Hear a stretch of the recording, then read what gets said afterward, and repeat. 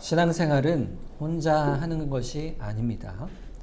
하나님께서 우리를 그렇게 공동체로 구원해서 불러내어 주시고 모아 주시죠. 이게 교회입니다. 그래서 신앙생활은 홀로 하는 것이 아니고 홀로 할 수도 없으며 또 홀로 하려고 해도 마땅치 않은 것이죠. 예수 그리스도를 믿는다, 내가 하나님의 자녀가 됐다는 것은 항상 우리가 먼저 된 이 그리스도의 공동체 안으로 들어가는 것을 말하는 것입니다. 그래서 우리가 예수를 믿는다 그러면 교회 공동체 안에 들어가는 것이죠. 그래서 교회 공동체를 하나님께서 이 땅에 이루게 하시고 또 교회에 속한 회원으로 우리를 불러내셔서 우리가 신앙생활을 할 수 있도록 하나님께서 인도해 가시는 것입니다. 그래서 신앙생활을 잘한다, 신앙생활을 해간다 하는 것은 하나님이 세우신 공동체 안에 있는 것이고, 첫째는. 그리고 그 공동체 안에서 이 공동체인 교회가 복되게 되어가도록 자기 역할을 각자 해 나가는 것입니다. 그것이 하나님의 뜻에 순종하고 또 하나님을 찬송하는 그러한 방식이 되는 것이죠.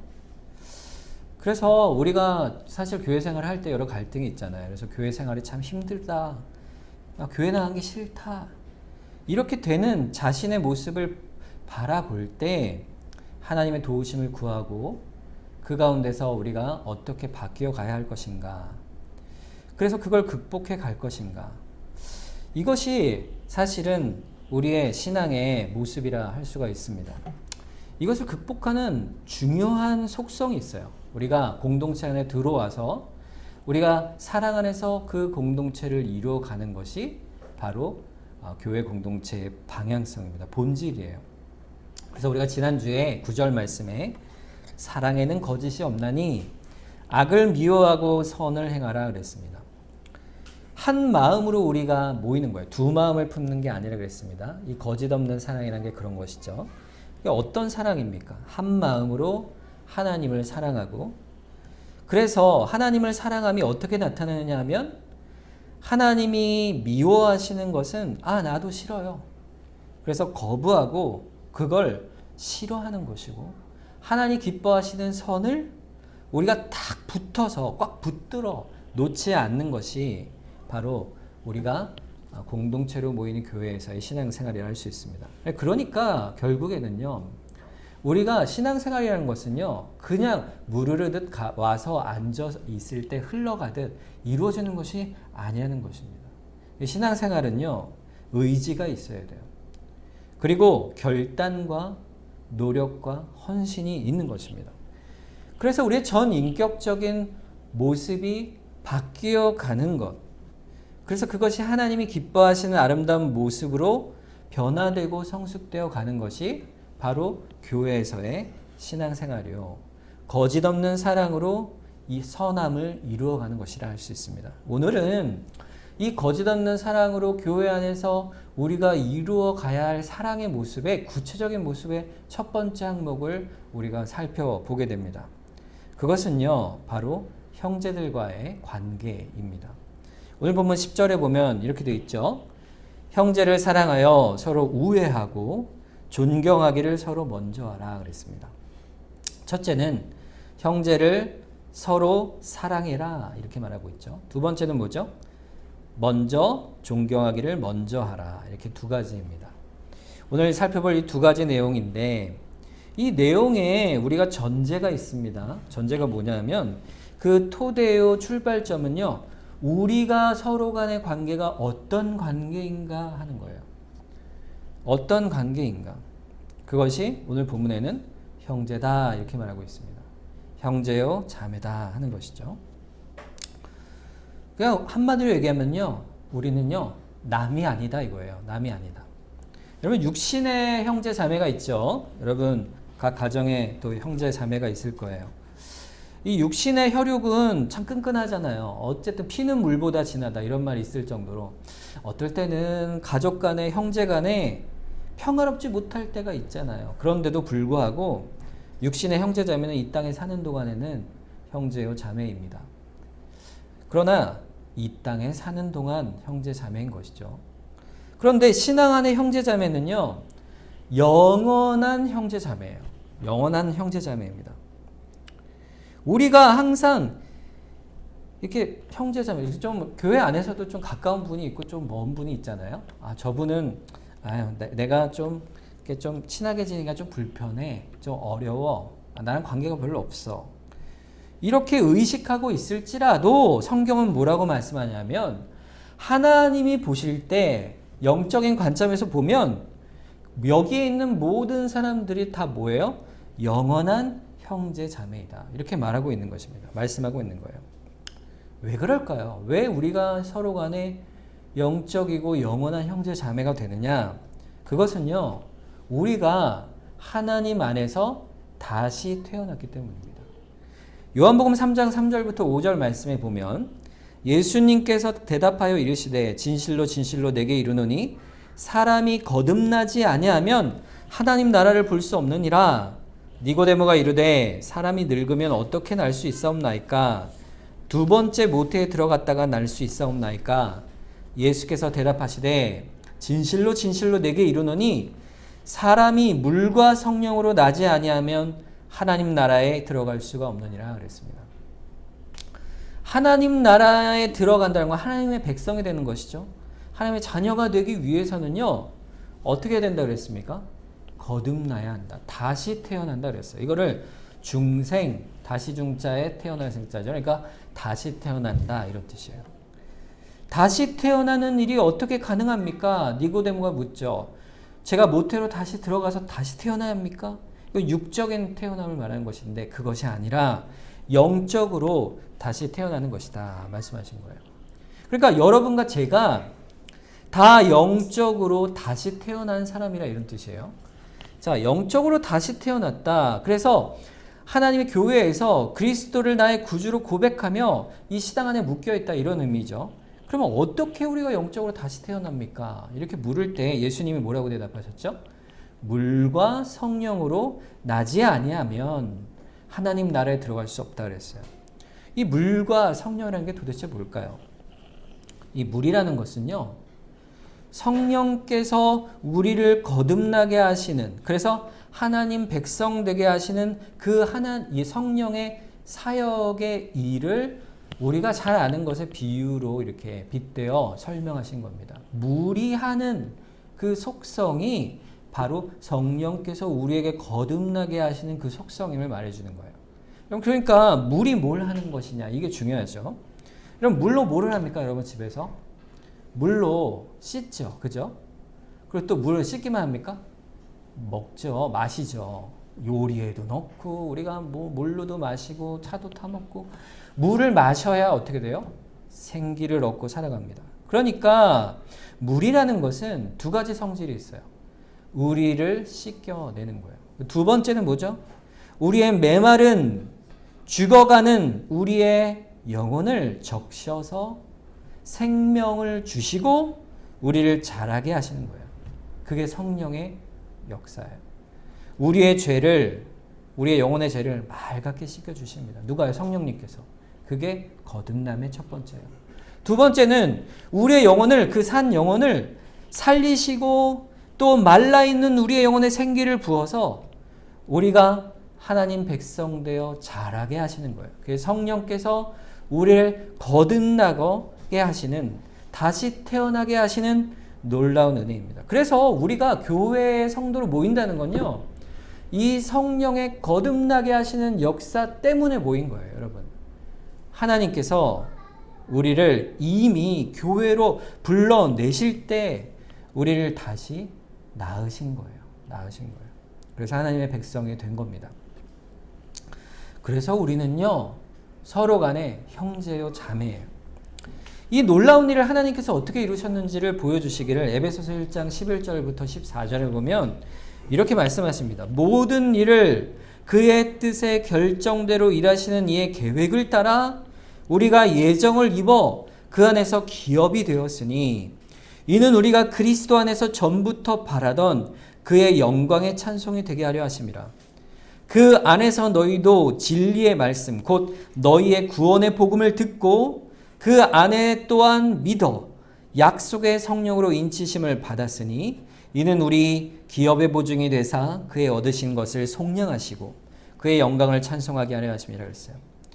이 말은요, 삼위일체 하나님께서 우리를 거듭나게 하시는 놀라운 은혜를 말하고 있는 거예요. 첫째는 결정하시는 하나님 아버지가 우리를 그 계획대로 예정하셔서 불러내시고 그리스도께서 그 영광의 찬송이 되도록 우리를 구원해어 나시고 그 성령께서 사역을 통하여 우리를 거듭나게 하시사 인치셔서 진리의 말씀을 듣고 복음을 통하여 주의 백성 되게 하셨다.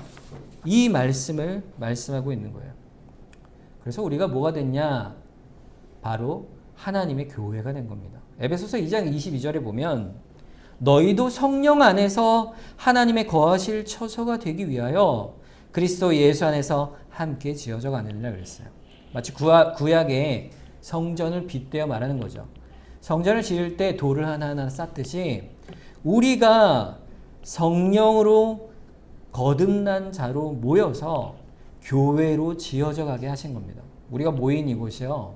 그래서 성전, 하나님이 거하시는 곳이에요. 하나님의 자녀요. 하나님의 거듭난 자들이 되어 그래서 교회가 된 것이다. 이렇게 말씀하는 겁니다. 놀라운 것은요. 예수님께서 이렇게까지 여기세요. 히브리서 2장 11절에 보면 거룩하게 하시는 이와 거룩하게 함을 입은 자들이 다 한 근원에서 난지라 그러므로 형제라 부르시기를 부끄러워하지 아니하셨다 그랬어요. 우리가 다 한 근원에서 났어요. 우리는 어디서 났죠? 그리스도 안에서 성령의 거듭남으로 아버지의 자녀로 태어나게 됐습니다. 그런데 거룩하게 하시는 이는 누구세요? 예수 그리스도시죠. 그분이 거룩함을 받은 우리와 함께 한 아버지의 아들이라 칭함을 받으시니 예수님께서 우리를 향해 뭐라고 얘기하신다고요? 너희가 나와 형제라 이렇게까지 말씀하신다는 거예요.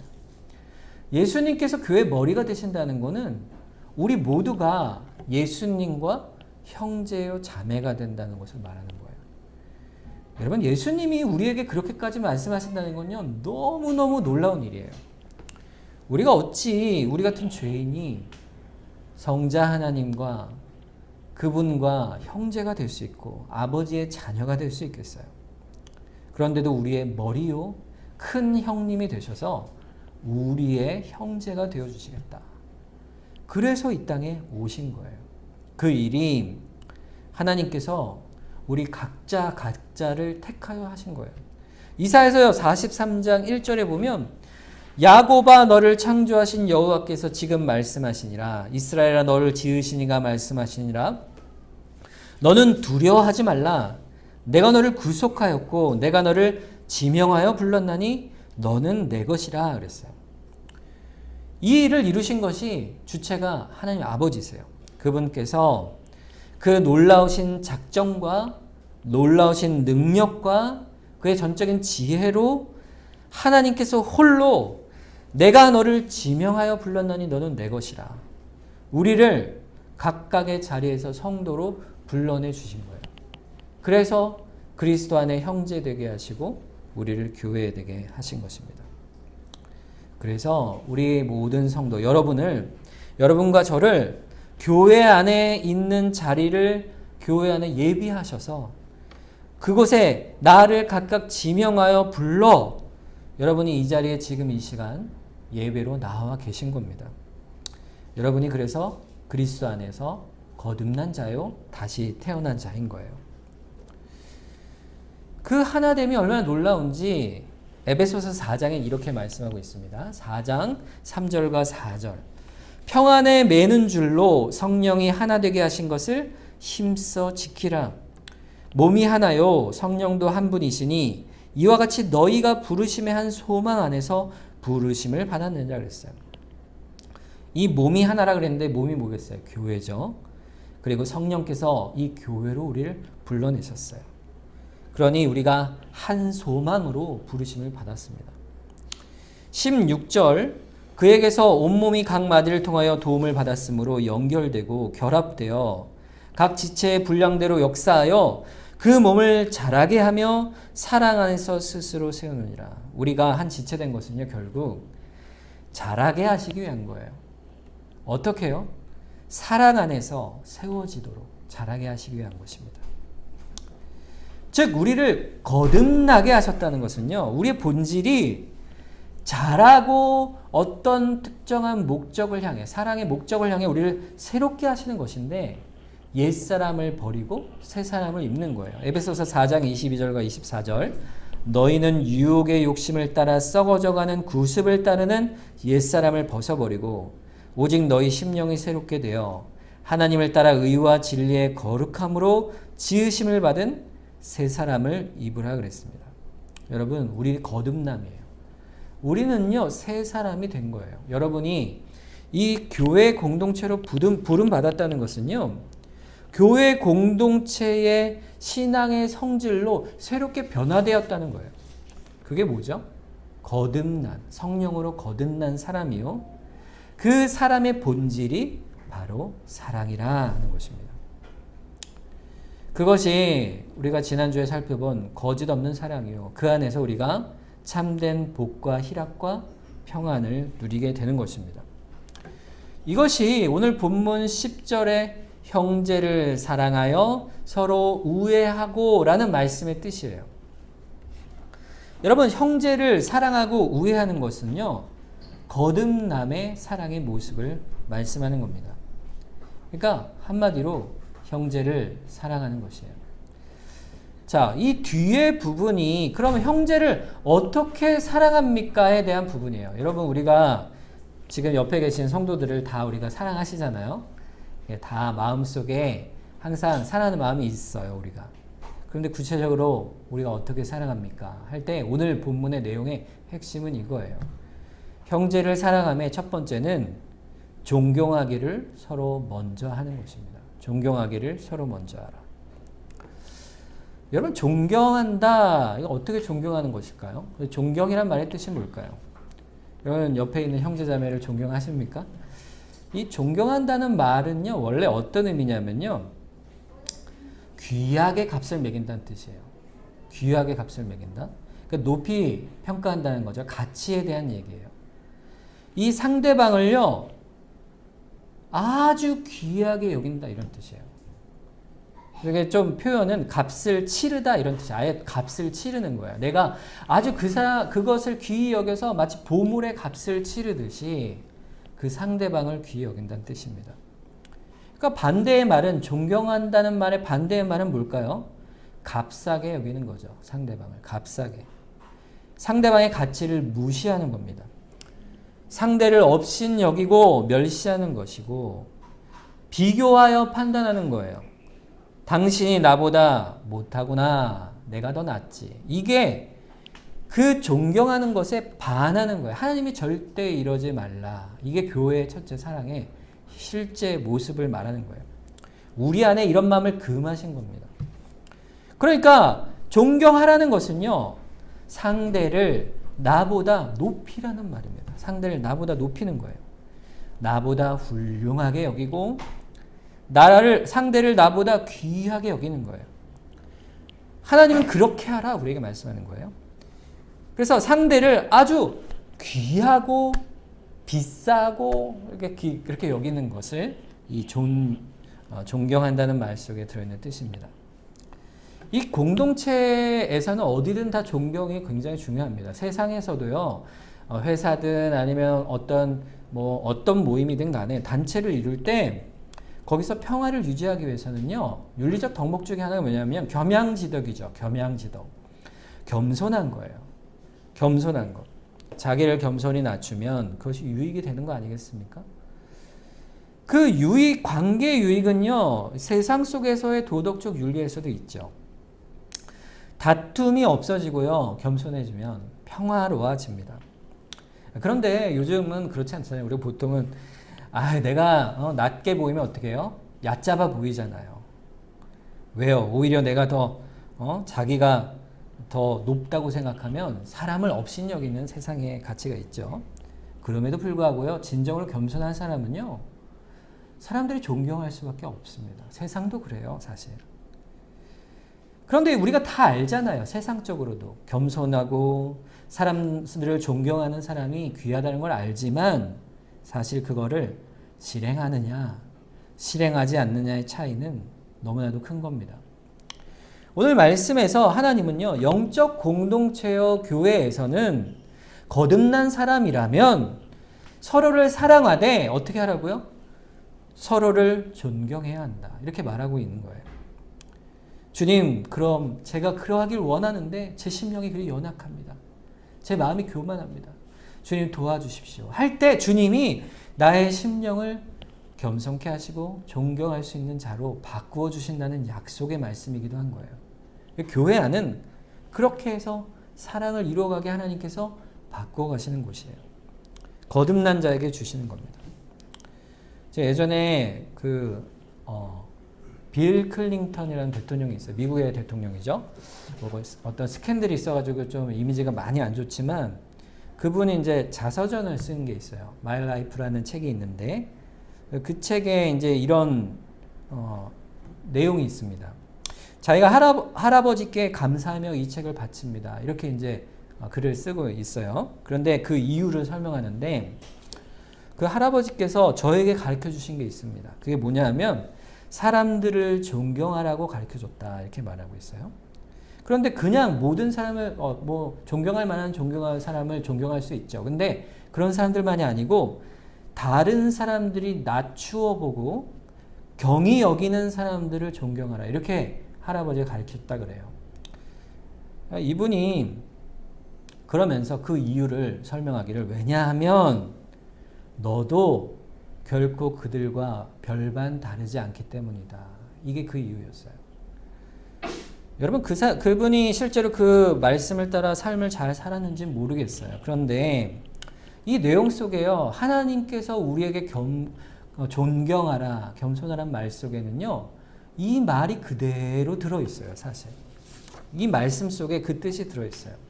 세상이 멸시하더라도, 세상이 깔보더라도, 세상에서 천의 여김을 받더라도 교회에 들어와 나의 자녀가 되고 나의 백성이 되면 너희는 그를 존경하라. 이렇게 말씀하는 거예요. 우리에게. 왜요? 너도 네가 멸시하는 그들과 별반 다르지 않기 때문이다. 이게 하나님이 우리에게 하시는 말씀입니다. 여러분 세상에서요, 볼 때 교회 바깥에 우리가 나가면요, 각자 다 직장이 다르고 직급도 다르고 사는 곳도 다르고 형편이 다르잖아요. 모든 형편이 다르죠. 세상이 사람을 판단할 때 한 사람을 판단하는 가치가 있어요. 가치의 힘이 얼마나 있느냐 이거잖아요. 돈이 얼마나 있고 지식이 얼마나 있고 명예가 얼마나 있고 권력이 얼마나 있고 모든 그런 것들이 힘이 되잖아요. 그것으로 세상에서 사람을 판단하지만 그러한 눈길을 교회의 형제를 향해 돌리고 향하지 말아라. 눈의 힘을 빼라. 그러는 너도 아버지 하나님 앞에는 다 똑같다. 똑같을 뿐더러 마땅히 가질 태도는 너보다도 남을 더 낮게, 높게 여기라 말씀하는 거예요. 왜 그렇습니까? 그 이유는요, 하나님 때문이에요. 빌립보서 2장 3절에서 8절 말씀에 보면 아무 일에든지 다툼이나 허영으로 하지 말고 오직 겸손한 마음으로 각각 자기보다 남을 낮게 여기고 각각 자기 일을 돌볼 뿐더러 또한 각각 다른 사람들의 일을 돌보아 나의 기쁨을 충만하게 하라. 너희 안에 이 마음을 품으라. 꼭 그리스도 예수의 마음이니 그는 근본 하나님의 본체시나 하나님과 동등됨을 취할 것으로 여기지 아니하시고 오히려 자기를 비워 종의 형체를 가지사 사람들과 같이 되셨고 사람의 모양으로 나타나사 자기를 낮추시고 죽기까지 복종하셨으니 곧 십자가에 죽으심이라 그랬어요. 근본 이유가 뭡니까? 우리가 존경하는 근본 이유, 바로 우리 주님 때문입니다. 주님이 우리를 위해 죄인된 가치 없는 나를 위해서 어떤 값을 치르셨나. 이것이 존경하는 이유예요. 우리가 주님의 판단을 받을 때 그렇게 낮아지기까지, 우리를 구원하시기까지 오실 만한 가치가 없잖아요. 그런데 주님이 우리를 위해 낮아지신 거예요. 그래서 우리를 자기보다 높이신 거예요. 그래서 구원하신 거예요. 그게 십자가 사건입니다. 그러므로 각각 자기보다 남을 낮게 여기고 다른 사람들의 일을 사랑으로 돌보라. 이것이 성도의 사랑의 근본 모습입니다. 그리스도를 닮는 거예요. 그래서 우리가 그리스도인이라 부름받는 겁니다. 너무 중요한 말씀이에요. 너무 중요한 말씀이에요. 하나님께서 우리 각각을요 믿음으로 불러냈어요. 아까 거듭나게 하셨죠. 그래서 각자 믿음의 분량을 다르게 각각 또 주셨어요. 그런데 여러분 우리가 신앙생활을 해나갈 때요 우리는 단 하나도 우리가 우리의 것으로 우리의 능력으로 행한 것이 없습니다. 다 하나님에게 받아 누리는 거예요. 받아 누리는 거예요. 그러니 피차 우리가 의시될 게 없다는 거예요. 의시될 게 없어요. 존경하는 마음으로 받은 은혜대로 하나님의 은혜 앞에 성도를 서로 바라보게 되면 그것이 얼마나 큰 유익인지 몰라요. 여러분 성도를 존경하면요. 여러분 옆에 실제로 한번 여러분 옆에 있는 교우들을 가만히 생각해 보세요. 실제로 존경할 부분이 많잖아요. 있잖아요. 그렇죠? 가만히 들여다보다 보면 아 이분은 이런 모습이 참 아름답네. 그런 것을 보는 것은 말할 것도 없고요. 주의 명령이 그러니 우리는 그렇게 행하는 거예요. 그럴 때 나보다 더 남을 낮게 여기는 그 마음이 우리 안에서 더 샘솟듯 솟아나게 하시는 겁니다. 근데 여러분 오늘 이 존경의 말씀 속에는요 아주 중요한 전제 조건이 있어요. 그게 뭘까요? 존경을 서로 어떻게 하라 그랬어요? 먼저 하라 그랬습니다. 먼저 하라. 여러분 사랑하고 존경하는 일은요 반드시 먼저 해야 돼요. 먼저. 이 먼저 하라는 이 먼저라는 말은요 이 헬라어의 단어가 앞장서라 이거예요. 앞장서라. 이 리더십을 말하는 거예요. 다른 이들이 내가 하는 일을 따르도록 앞장서라 이런 거예요. 그러니까 존경을 먼저 한다는 것은요 나이 드신 분 신자가 어린 성도들에게 먼저 하는 것이고 은사를 가진 자가 열심히 행할 때 그것이 그 자리에서 다른 이들에게 먼저 행하는 것이 되는 거예요. 그러니까 반대로 이거죠. 교회는 나를 존중하지 않는 것 같아. 아, 교회가 왜 나를 인정하지 않지? 도대체 왜 나한테 관심이 없지? 이 교회는 도대체 왜 나를 알아주지 않을까? 하나님 속상해요. 이렇게 기도하면 하나님이 우리한테 뭐라고 말씀하시겠어요? 네가 먼저 해라. 이렇게 말씀하시는 거예요. 네가 먼저 해라. 여러분 우리가 존중하기를 먼저 한다는 거 뭘 존중해야 될까요? 구체적으로 세 가지만 말씀드리겠어요. 첫째는 여러분 존중하는 것의 가장 기본적인 게 뭘까요? 여러분 교회 여러분 딱 오면 뭘 하세요? 먼저 기도하죠. 기도할 때 뭐 하는 거예요? 뭐 이런 표현 좀 제가 뭐 좀 맞는지 모르겠어요. 하나님 제가 왔습니다. 이렇게 인사하는 거 아니겠어요? 하나님께 인사하는 거죠. 하나님 오늘도 저희 예배를 받아주세요. 이렇게 기도하는 거 아니겠어요? 여러분 사람을 볼 때는 어때요? 인사하는 거예요. 인사. 먼저 인사하는 거예요. 여러분 인사는요 두 가지 사람이 있어요. 부류가. 하나는요 인사를 하는 사람이 있고 하나는 인사를 받는 사람이 있어요. 그럼 둘 중에 뭐가 돼야 되겠습니까? 인사를 먼저 하는 사람이 되라는 거예요. 먼저 인사라는 말은요 결국 이거죠. 안부를 묻는 거잖아요. 인사는 서로를 공경하는 뜻의 표시가 인사잖아요. 먼저 상대에게요 내가 다가가는 거예요. 그래서 먼저 상대의 안위를 묻고 또 궁금해하고 또 그 사람의 기쁜 일 있으면 같이 기뻐하고 도와야 할 일이면 돕기 원하고 이런 마음이 인사 속에 그대로 들어 있습니다. 인사는요 먼저 하는 거예요. 이게 가장 기초적인 겁니다. 여러분 교인들 보면요 서로 경쟁적으로 이렇게 인사를 먼저 이렇게 하시면 좋을 것 같아요. 다가가세요. 아 제가 인사를 하고 싶었는데요. 아 그분이 저 딴 데 보고 저기 가시더라고요. 그러면요 소리치세요. 아 누구 잘 가요. 뭐 이렇게 인사하든가. 앞에 가서 인사하면요 큰 소리로 인사하면요 웃으면서 인사하면요 그게 기쁨이 됩니다. 기쁨이 돼요. 왜 먼저 인사해야 될까요? 하나님은 오늘 말씀 속에 형제 사랑으로 서로 우애하고 존경을 먼저 하라 할 때 그 거짓 없는 사랑을 한 마음을 품고 나아갈 때 먼저 스스로 행하게 하셨어요. 왜냐하면 하나님께서 먼저 우리에게 사랑을 베푸셨기 때문이에요. 로마서 5장 8절에 보면 우리가 아직 죄인 되었을 때에 그리스도께서 우리를 위하여 죽으심으로 하나님께서 우리에 대한 자기의 사랑을 확증하셨느니라 그랬어요. 여러분, 싫은 사람이 있어도요, 먼저 인사하세요. 죄인 같은 사람, 하나님 먼저 오셨잖아요. 그렇게 하면 신기하게도 여러분요, 인사하면요, 마음이 바뀝니다. 마음이 바뀌어요. 제가 신학교 입학을 딱 했는데, 저희 신대원에 갔는데, 처음에 규칙을 알려주시는 거예요. 그 규칙이 뭔지 아세요? 인사예요. 학교에서는 누구든지 먼저 인사하라는 규칙을 주셨어요. 3년 동안 정말 학교에서 인사를 아마 한 100만 번을 했나 봐요. 보는 사람마다 다 인사하는 거예요. 눈을 마주치고 고개를 숙이면서 정중하게 안녕하세요 소리내서 인사했어요. 그게 규칙이었어요. 교수님이든 학교 직원이든 선배든 후배든 동기든 학교 사람이든 모르는 사람이든 어떤 사람이든 관계없어요. 뭐 택배를 배달하러 오신 분이든 어떤 분이든 보면은 안녕하세요. 그래서 외부에서 어떤 분이 들어오시잖아요. 그럼 인사를 한 50번, 100번은 받으실 거예요. 우리 학교 전통이 그랬어요. 처음에는 도대체 왜 이렇게 하라 그럴까? 예절 교육인가 그랬는데 사실 신앙의 기초를 배운 겁니다. 기초. 그럼 목회자가 되고 신자가 된다면 먼저 사랑하는 거예요.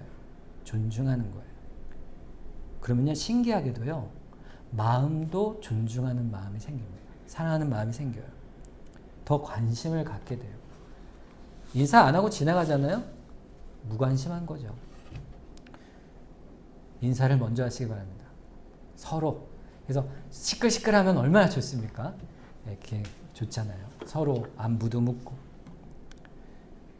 인사 이번 주에 못한 분이 있으면요, 다음 주에 기억했다가 한 번 더 인사하시고. 그게 사랑입니다. 두 번째는요, 조금 더 나아가는 거예요. 상대의 수고를 또 그 가치를 인정해 주는 거예요. 칭찬합니다. 칭찬.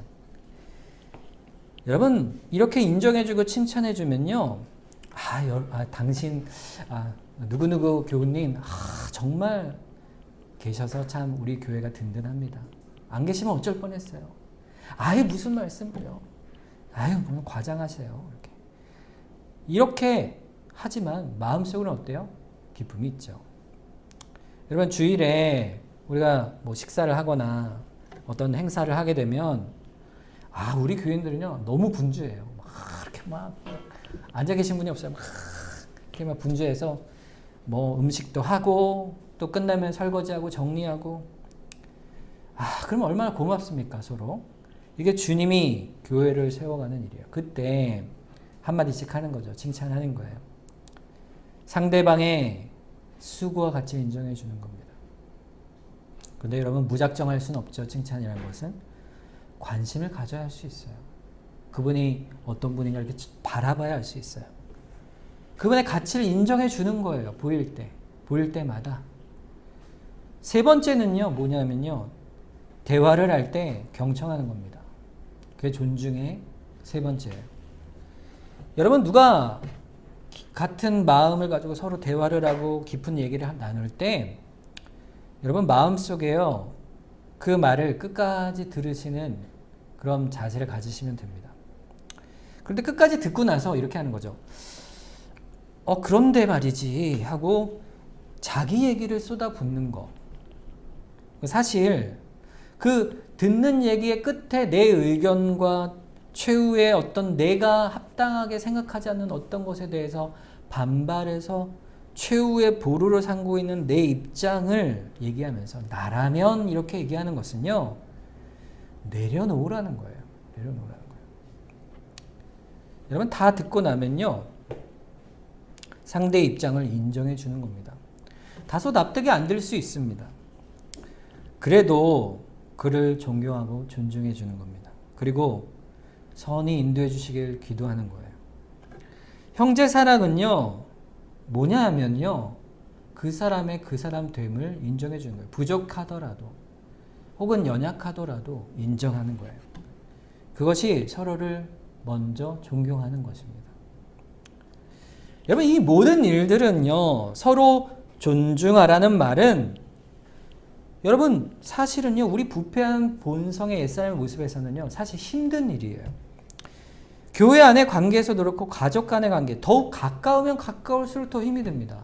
이 대상이 가까울수록 더 힘이 들어요. 자녀와의 관계에서 특히 저는 더 그런 것 같아요. 제가 아이들에게 싫은 소리, 잔소리를 좀 많이 하는 편인 것 같아요.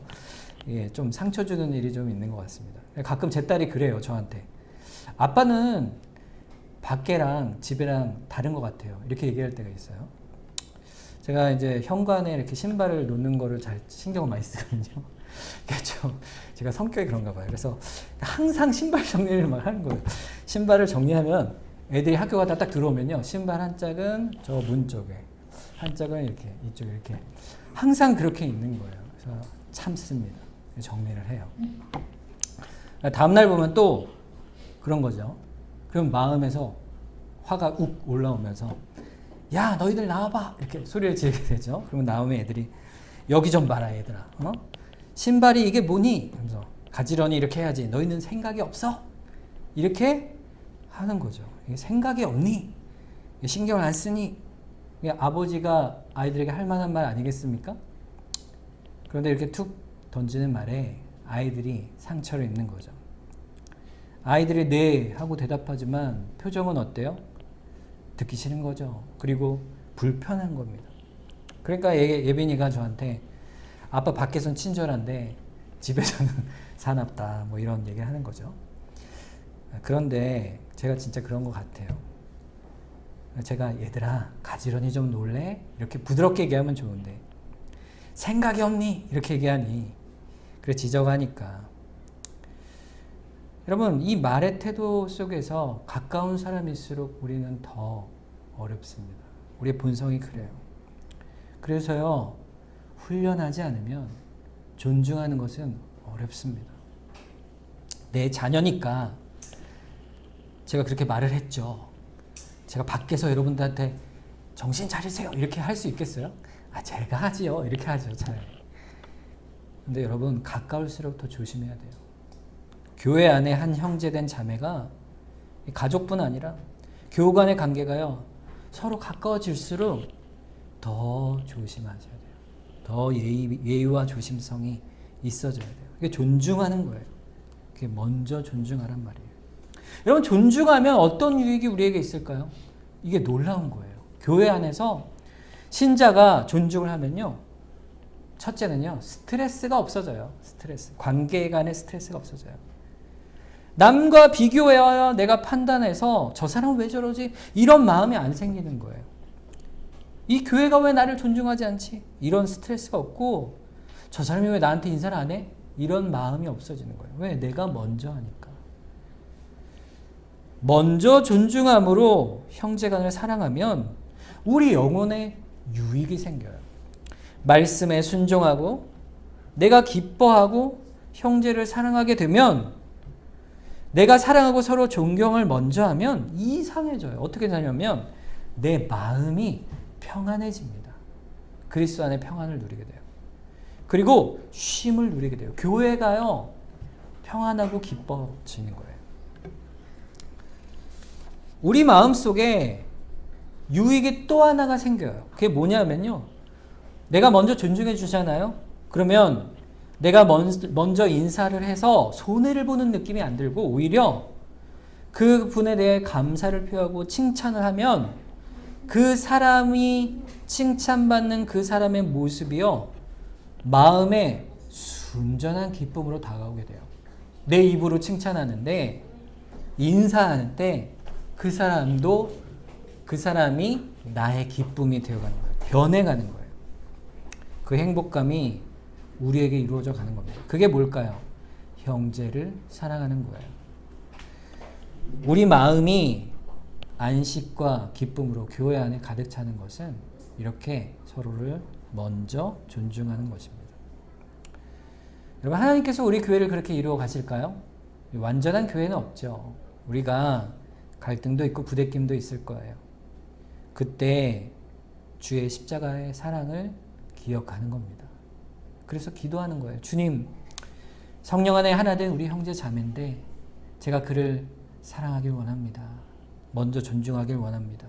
그러면 주께서 우리에게 그런 마음을 주시겠다 약속하시는 거예요. 고린도전서 12장 22절부터 27절까지 보면 그뿐 아니라 더 약하게 보이는 몸의 지체가 도리어 요긴하고 우리가 몸에 덜 귀히 여기는 그것들을 더욱 귀한 것들로 입혀주며 우리의 아름답지 못한 지체는 더욱 아름다운 것을 얻느니라. 그런즉 우리의 아름다운 지체는 그럴 필요가 없느니라. 오직 하나님이 몸을 고르게 하여 부족한 지체에게 귀중함을 더하사 몸 가운데 분쟁이 없고 오직 여러 지체가 서로 같이 돌보게 하셨느니라. 만일 한 지체가 고통을 받으면 모든 지체가 함께 고통을 받고 한 지체가 영광을 얻으면 모든 지체가 함께 즐거워하느니라. 너희는 그리스도의 몸이요 각 지체의 각 부분이라. 핵심이 이거예요. 우린 떨어져 있지 않습니다. 우리는 한 몸이에요. 서로 연결된 그리스도 안의 지체입니다. 그래서 한 지체 안에 서로를 귀히 여기고 돌보는 거예요. 그런데 여기서 더 귀히 여길 것은요, 어떤 지체가 연약한 지체일까? 이걸 보는 거예요. 연약한 지체. 어떤 지체가 연약한 지체일까요? 믿음이 아직 얼마 되지 않아 연약한 지체가 있을 수 있죠. 또 신앙의 열매가 적은 자가 그럴 수 있을 겁니다. 그런데 실제로 영적으로 연약한 자는요, 신앙의 지식이 많고 또 공부를 많이 하고 또 복음에 대한 이해가 깊고, 그런데 그 사람이 다른 사람을 업신여긴다면 그 사람이 연약한 지체가 되는 거예요. 자기가 복음에 열매가 많고 봉사도 많이 하는데 봉사 안 하는 사람들을 이렇게 쳐다보면 그 사람이 연약한 사람이 되는 거예요. 즉 교만한 사람, 존중하지 못하는 사람, 그런 사람이 사실은 교회를 연약하게 하고 또 교회를 평안치 못하게 하는 사람이 되는 거죠. 그런 교회에 그러한 연약한 지체들이 다시 세워져 가도록 우리가 서로 먼저 존중해 가는 겁니다. 형제를 사랑하는 거예요. 그 일에 우리가 힘쓰는 겁니다. 여러분, 약한 자는요, 아까 이제 그 빌 클린턴 얘기했는데 제가 또 포레스트 검프라는 영화, 거기 보면은 엄마가 포레스트 검프에게 했던 말이 있더라고요. 영화의 내용에는 잘 몰랐었는데 영화 볼 때는 그게 뭐냐면 너는 그렇게 다르지 않아 이거예요. 넌 다르지 않아. 다른 사람들과 다르지 않아 이거예요. 똑같은 얘기죠. 약자에게도 주는 말이에요. 야, 너는 저 사람들과 다르지 않아. 그런데요, 반대로 교만한 자에게도 주는 말입니다. 당신도 별반 다르지 않소 이 말이에요. 여러분, 그리스도 안에서 우리가요, 신자로서 교회 안에서요, 자존감을 가져요. 하나님의 자녀됨의 기쁨. 아, 나는 구원 얻었다 하는 하나님의 기쁨이 있어요. 그런데 여러분, 신자가 밖에 나가서요, 세상 사람들에게 나는 구원 얻은 자라는 그런 자존감을 가지면 안 됩니다, 여러분. 세상은요, 세상 속에서 우리는요, 별반 다르지 않기 때문에 그래요, 세상 속에서. 여러분, 왜 그런 말씀을 드리냐면요, 우리 마음에 존중하는 마음이 세상 가운데서 드러나야 되기 때문에 그렇습니다. 여러분, 어떤 분들은요, 내가 신자고 교인이니까 당신들보단 낫다 이렇게 생각하는데요, 그렇지 않습니다. 그들과 우리는 똑같아요. 별반 다르지 않습니다. 똑같은 죄인이에요. 그럼에도 구원 얻은 거예요. 그래서 그들 가운데서 그들을 먼저 존경하는 겁니다. 존중하는 거예요. 그것이 교회 아니든 밖이든 같은 거예요. 역사상 교회는요, 늘 안식과 평안이 있진 않았어요. 교회를 떠나서 생활할 수 없는데도 불구하고 교회 안에서는요, 갈등이 있고 소란이 있습니다. 왜 그러냐 하면 우리가 오늘 주신 이 말씀을, 사랑을 너무 가볍게 여기기 때문에 그래요. 그래서 우리는요, 이 말씀을요, 마음에 무겁게 받아야 합니다. 레위기 19장 2절에 보면 너는 이스라엘 자손의 온 회중에게 말하여 이르라 너희는 거룩하라 이는 나 여호와 너희 하나님이 거룩함이니라 그랬어요. 이 말을 딱 들으면요 굉장히 준엄한 말씀이죠. 하나님의 명령인데 내가 거룩하니 너희도 거룩하라 이렇게 하는 명령의 말씀처럼 들리지만요 사실 명령이 아닙니다. 격려의 말씀이에요. 하나님 앞에 너희가 나와라 이거예요. 사랑의 부르심이에요. 따뜻한 부르심이에요. 내가 거룩하지 않니? 너희가 내게 나오면 내가 너희를 거룩해 하겠다는 하나님의 부르심의 말씀입니다. 여러분 우리는요 그 부름을 받아서 교회 안에 형제로 부름을 받은 거예요. 그래서 우리는 서로 함께 특별해져 가는 겁니다. 서로 존중하고 아끼고 사랑하고 그 안에서 말할 수 없는 주의 평강과 은혜를 누리면서 성령이 부어주시는 은혜 가운데 자라가는 거예요. 우리 동백교회가 이제 여기 세워진 지 5년이 됐죠.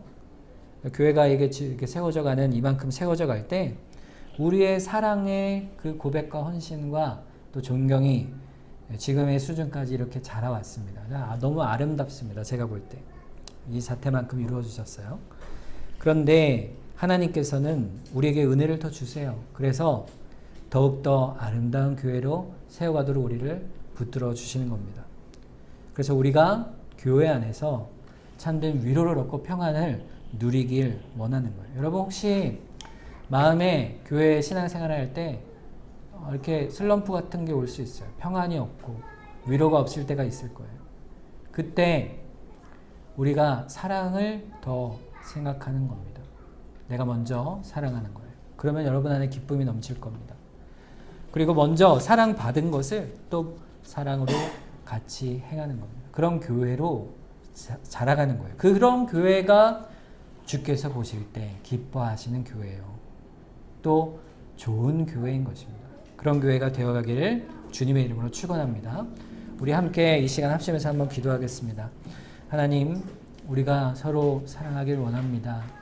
우리 형제를 사랑하는이 서로를 먼저 존중하고 존경하며 또 하나 되길 원합니다. 우리에게 기쁨을 주시고 평안과 위로를 주시고 거듭난 은혜 가운데 하나 되게 하여 주시옵소서. 우리 이 시간 합심해서 한번 기도하도록 하겠습니다.